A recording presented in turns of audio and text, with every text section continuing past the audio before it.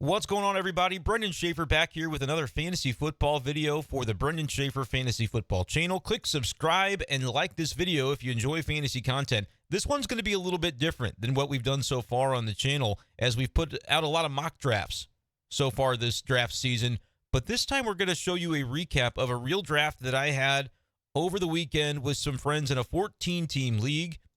Definitely some unique settings for this one, as it was a Superflex auction draft on Sleeper that has a sliding scale for PPR in the league. So if you're a running back, you get a half point per reception.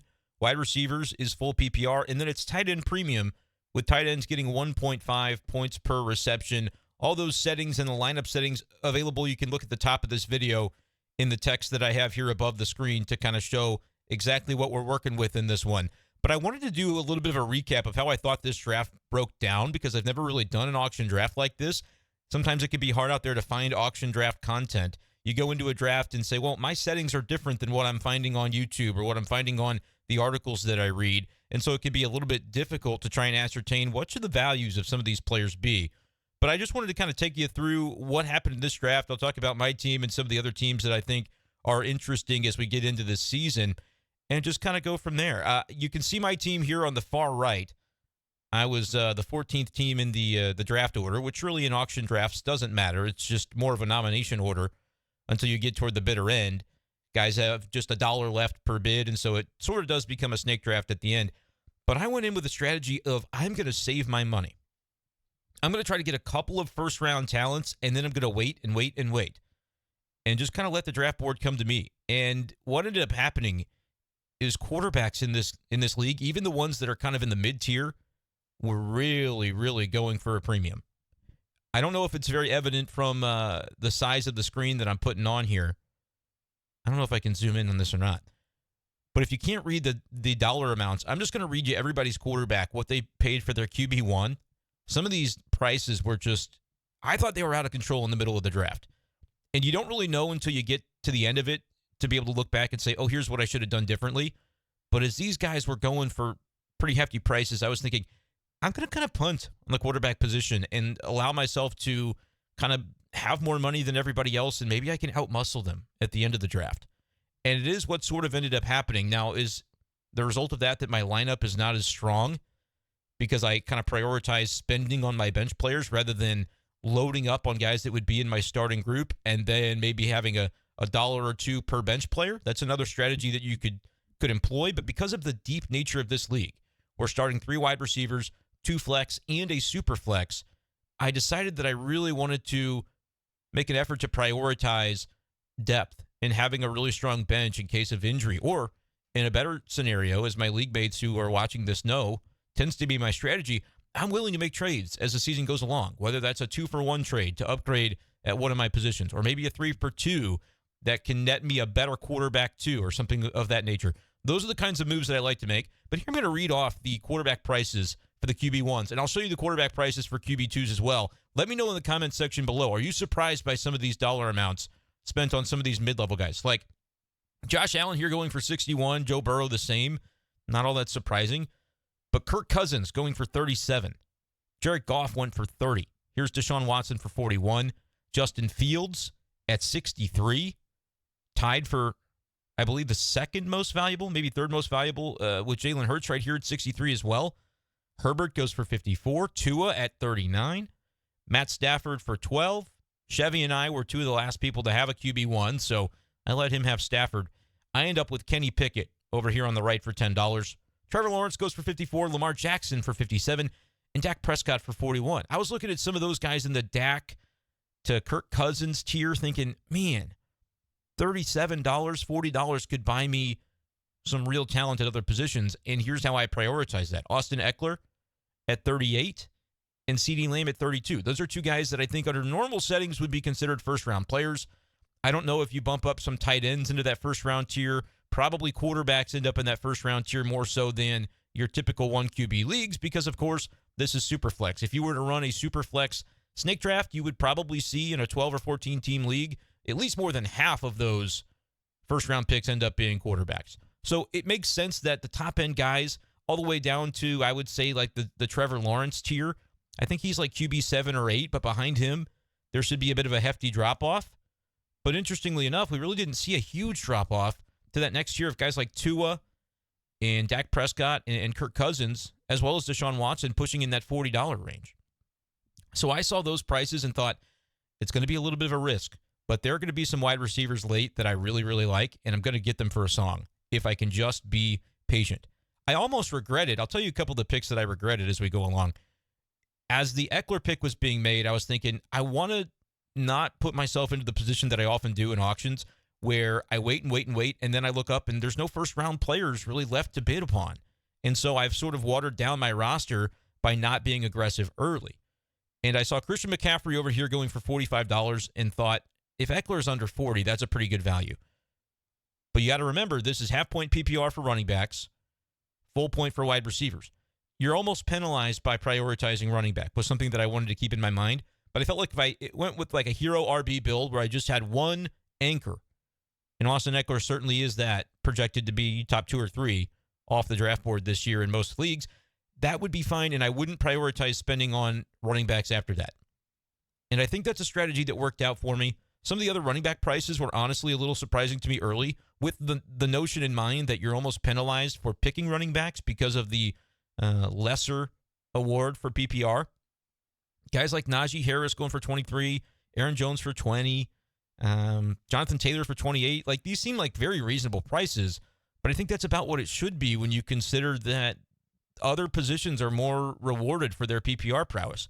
Tony Pollard for 35, Bijan went for 40, Derrick Henry for 36. Like, for me, that pick, I don't want to be locked into a guy that's not catching a lot of passes necessarily, even if Derrick Henry is Derrick Henry. Like, we know what he's capable of. I felt like because of the positional flexibility and having 3 wide receivers and 2 flex, you can legitimately start 5 wide receivers if you want. Some other teams took it a different route. Big E over here is very intent upon going for that tight end premium aspect. He goes Kyle Pitts for 22, Mark Andrews for 33, which I thought was a steal, and Darren Waller for 21. He's going to start 3 tight ends per week, and that could end up working out really well for him in this format. 1.5 points per reception for tight ends. All I did was grab TJ Hawkinson. One of my regrets is maybe not getting enough tight ends. I would have liked to have had a backup. But TJ Hawkinson, second in the NFL in receptions last year among tight ends, and I think he's going to be continuing toward that trend now that he's going to have a full year with Minnesota. $21 for Hawkinson, whereas if you look at Travis Kelce for 50, I mentioned Big E with a couple of these tight ends going for pretty hefty prices. George Kittle goes for 24. Dallas Goedert seems like maybe a good value at $16. I don't really know. I've never played a tight end premium league, so if you've played in one, let me know. How valuable can tight ends really be, and how much does that have to change your mindset in a draft? I thought I wanted to lock in a tight end that I could expect to get a lot of targets.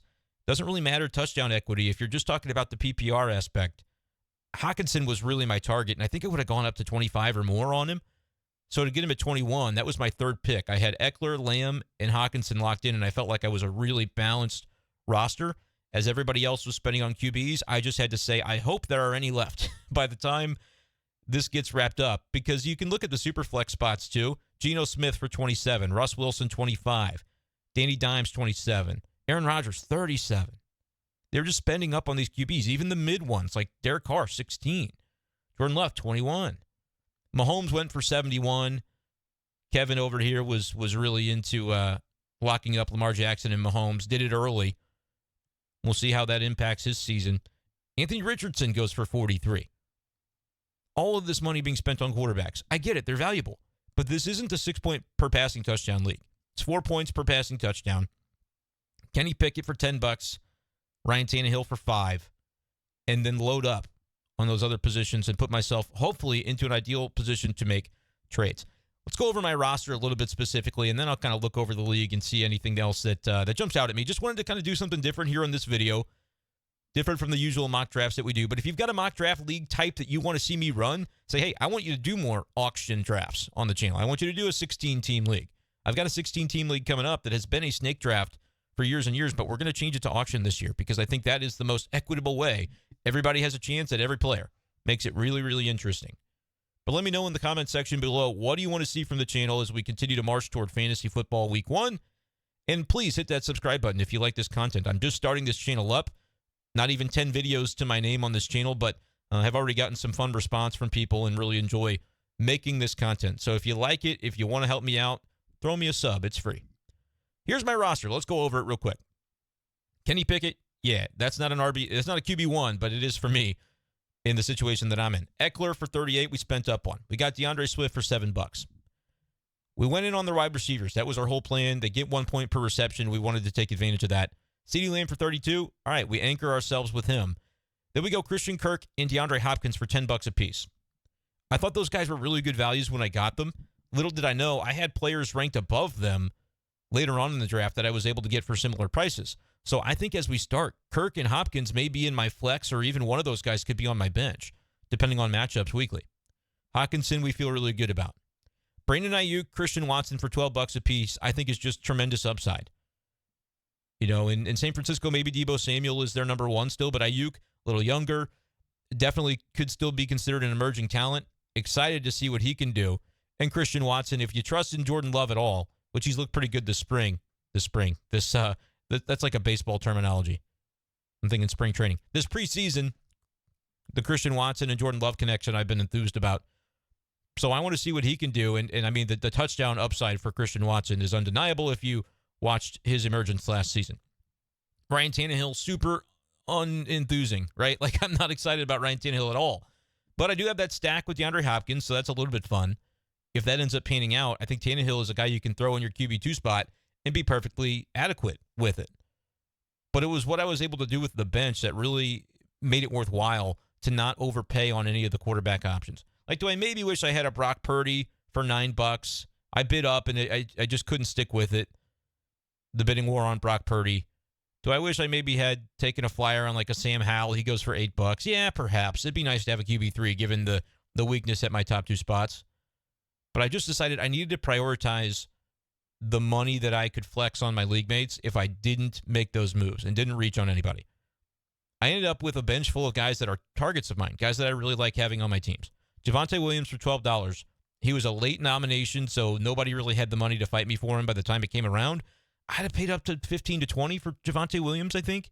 Like, if you compare Javonte Williams to some of those other, like Alexander Madison, I prefer Williams to Madison, and I got him for $3 cheaper. Kenneth Walker versus Javonte Williams, that's maybe I prefer Kenneth Walker. He's certainly going earlier in drafts, but at the same time, I got my guy for $5 cheaper. I feel good about that. I just feel like that was one of my main targets coming in. Like Kamara for $8, that's a pretty good deal. I could have considered that. But Cam Akers for $17, like maybe it's all in line, and maybe this is just not too crazy of a value given what I explained about running backs not being as valuable in this format. But I feel like I can plug Javonte Williams in or DeAndre Swift as my RB2 and be perfectly content. Remember, this is a 14-team league, so to have this kind of depth on a 5-man bench, plus knowing that you're going to have 3 wide receivers and 2 flex, I just don't think that's all too common. If you look at some of these other benches, not to say that those guys don't have late-round targets that could pan out. Kendre Miller and Devin Achane on the same team. That's fantastic. Great bench there. Love those upside flyers. Tyjae Spears and Elijah Mitchell could certainly be good $1 options for Cody's team here. But you got like the Leonard Fournette's on a bench, Jerome Ford's on a bench, Zeke Elliott, Tyler Boyd. Like, I didn't want to end up with a bench that I felt like was just going to be guys I'd want to drop. I want to either clear space by trading it a 2-for-1 or just enjoy the rise to my whole bench becoming startable guys in a league format this deep. I do want to mention Mason's team. I always am fighting with Mason here for jockeying for position in auctions. I love his wide receiver core. Amon-Ra, Waddle, Olave for $34, $29, $27. That's a way to build it. I'm high on Kincaid. He got him for $13. Pacheco and Montgomery is a great mid-round running back core for $17 combined dollars. And yeah, he spent up on quarterback with Watson and Danny Dimes, but I don't think he's going to be in a spot where he's got to worry about that position the way that I do. Brandon Cooks and Sky Moore in your flex spots for a combined $7. Really savvy. I almost felt like I spent every dollar that I had allocated, $200. I almost felt like I should have gotten one more key piece because I'm looking at guys like Sky Moore going for $1 thinking, I like Sky Moore almost as much as some of the guys that I have in my wide receiver core. So maybe that was a little bit of a regret, but again, you only get to do this once, and you don't really know what to expect. You have to be kind of fluid with the way that you approach it in the middle of it, or you can catch yourself kind of allowing the draft to pass you by. And I didn't want that to happen to me So I stuck with the process, and it worked out. Let's talk about the bench, though, a little bit more, and then kind of recap everything. James Cook for $8. He's basically my RB4 if you go Eckler, Swift, Williams, Cook. Really like that. And then I got Charbonnet for $6. I don't know if I needed 5 running backs in this format. I do have 7 wide receivers. I think I would have preferred 8 wide receivers, just really load up on that position with the PPR benefit. But the wide receivers I do have, Tyler Lockett for $7 and Jordan Addison for $10 was one of my favorite picks of the draft. And I have the luxury to not really even need to start Jordan Addison week 1 if I don't want to, if I want to see how it plays out. I think it's going to play out really favorably. And I recognize I've got heavy investment in that offense with Addison and TJ Hawkinson. Unfortunately, the guy with Kirk Cousins also has Justin Jefferson, paid $51 for him. But I'm coming for that Kirk Cousins. I already told the guy. I said, man, by week 10, I'd love to have Kirk Cousins on my team because then I could just be a Vikings fan every week. Even if it goes to Jefferson, hey, touchdown Kirk Cousins. If it goes to Hawkinson, if it goes to Addison, bonus, baby. So I really like the way this team has shaken out. I don't think there's really any doubt that I have the most robust bench in the league. On Fantasy Pros, I plugged it into Fantasy Pros, and they told me, gave me like a 98 out of 100 draft grade, which is almost impossible to do in a snake draft, but in an auction draft, it can be done. But you gotta recognize you're going to give up at certain positions advantages. And the position that I chose to give up an advantage at was clearly quarterback. I spent $15 combined on my 2 quarterbacks, whereas we've got guys spending, close to $100, well over $100, in the 70s. Here's another guy that kind of punted quarterback. He goes Stafford and Baker, combined $13. For me, I think I'm not looking for necessarily upside. Kenny Pickett can provide that in a year 2 leap, but I'm looking for a stable floor, and I'm honestly looking for guys that aren't going to get benched. I don't think Kenny Pickett's getting benched in Pittsburgh, and even Tannehill, I don't think gets benched for Will Levis unless they just have their season is tanking and they just want to kind of expedite the process there. So I feel like for $5, just for a floor at your Superflex spot, I like Tannehill. But even if I don't like Tannehill, okay, I'll throw Tyler Lockett in my Superflex. Like that, it's not illegal. I don't have to have a second quarterback in there. But for a 14-team league, it's so fascinating because you know that there are going to be 32 or more quarterbacks drafted.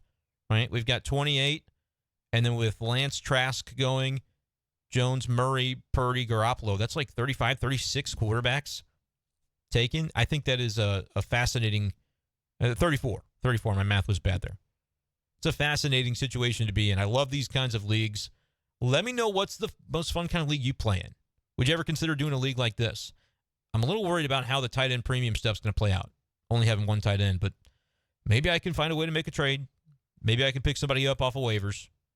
Time will tell. But let me know what you think about this. Let me know what you think about this league. Which team, if you look it over, is the most attractive to you? Like, it's very easy to look at some of these teams and go, oh, yeah, having stability like Cousins and Aaron Rodgers at quarterback, it's a lot better than what Brendan's looking at. Nick Chubb, Jefferson, that's an anchor right there. This team did not prioritize tight end. We'll see Daniel Bellinger, how he helps out for that team. Breece Hall in at the flex. Like, that's a really interesting lineup. But then you've also got guys like Marvin Mims and Romeo Doubs in your starting lineup. If Mims turns into a really good rookie wide receiver for Denver, suddenly that works out.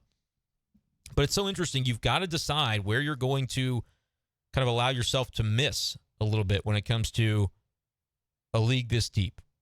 Really enjoyed this auction draft. I am such a proponent of auction drafts because it's really the most fair way to draft. You don't have to worry about drawing the wrong draft slot. You can just go at it and say, hey, you know what? If I want this player, I'm going to pay up to get him.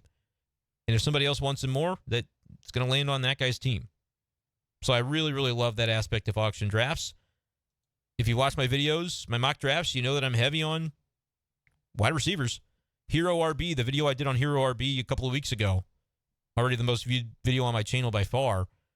And I think there's a reason for that because that Hero RB/Zero RB strategy has been successful when you consider kind of mitigating risk. I know, and I'm going to do another video about this specific topic because I've seen some videos around about how maybe Zero RB, Hero RB might not be the way to go this year because everybody's kind of catching on to that. It worked really well last year because of the early running backs that got injured and just didn't provide the value to your teams. But what if things kind of reverse this year and with everybody saying, oh, I'm pushing up wide receivers on my board in the first round, suddenly running backs become the value. Because that was the whole notion of wide receivers being more valuable, is they just weren't being drafted as early in rounds. And now the first round is flooded with wide receiver value. Does that push running backs down the board and make them more attractive as early round picks? I'm going to talk about that a little bit in a future video. But for those who have seen my stuff, you know that I am a proponent of hero and zero RB. And I sort of went the hero route, I would say, with this. You get one guy you pay for with Eckler. He's my most expensive player in the entire draft. Not usual that I do that with a running back. But then to get CeeDee Lamb, guys like Ayuk, Watson, Addison, and certainly younger guys with upside, and then sort of the crafty vets like Lockett, Hopkins, and Kirk, I feel like I'm going to have a nice little mix with this roster. But let me know what you think, and let me know what kind of videos you would like to see from this channel moving forward. That's going to do it, though, for this video. Appreciate you guys, as always, for listening. Smash that subscribe button before you get out of here. And we'll talk to you next time on Brenden Schaeffer Fantasy Football. Peace.